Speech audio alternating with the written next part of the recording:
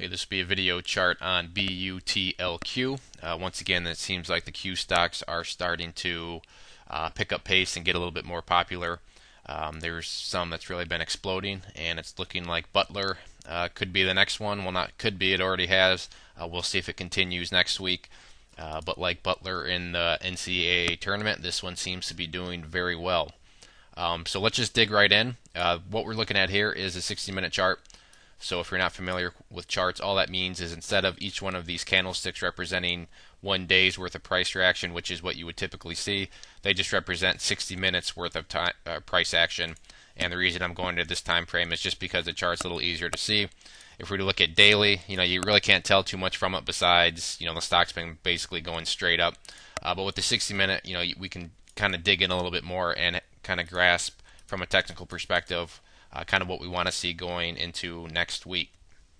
So the first thing to note is just, this, you could really put this one right into a textbook, meaning every time it's had a nice explosive move, it's gone through some very healthy consolidation. So what do I mean by that?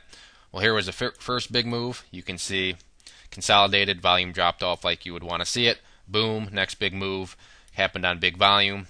Once again, consolidated, you can see on the low volume. Continue to pull back, but volume stayed low, and then boom, another big move, big volume. You get the point. So the question really becomes next week is, if it does pull back, then not necessarily a bad thing at all, especially considering, the history on this chart. Pullback 1, pullback 2, not quite a pullback, but definitely some sideways consolidation there. So basically 3 straight times now since, the 22nd.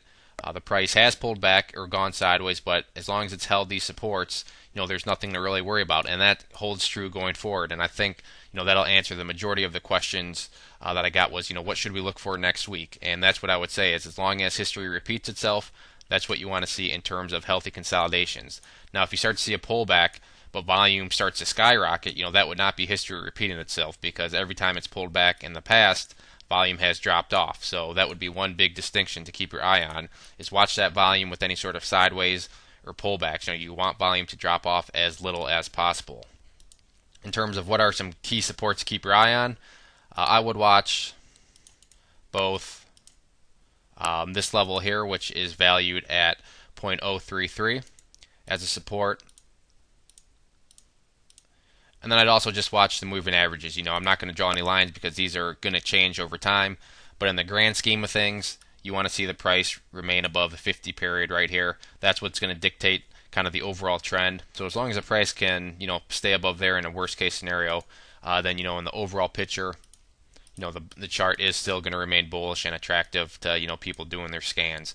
In terms of resistance levels, it's essentially in a blue sky breakout. So really the only resistance you can point out is going to be up here where the profit takers decided to step in today, which was at 0.06. So a 6 cents is going to be the current level of resistance. I'm going to leave that line a nice skinny red one because, with any sort of volume surge, again, I don't see this putting up much of a fight at all, but it is technically a resistance, so I'll leave that there.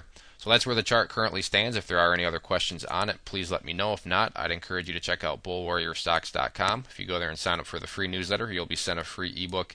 And with your newsletter subscription, you'll get chart setups, trade ideas, educational pieces, all sorts of things from big boards down to penny stocks. So there's a good variety, something for everybody. It is all free, no strings attached. So I'd encourage you to go to the website, sign up, and see what it's all about. One more time, this was BUTLQ. Thanks for listening.